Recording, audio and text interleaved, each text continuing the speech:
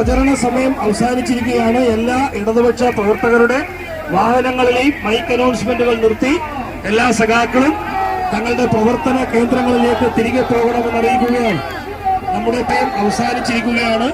എല്ലാ സഖാക്കളും തങ്ങളുടെ ബൂത്തുകളിലേക്ക് തിരികെ പോകണം എന്ന് അറിയിക്കുകയാണ്. തെരഞ്ഞെടുപ്പ് പരസ്യ പ്രചരണ സമയം അവസാനിച്ചിരിക്കുകയാണ്.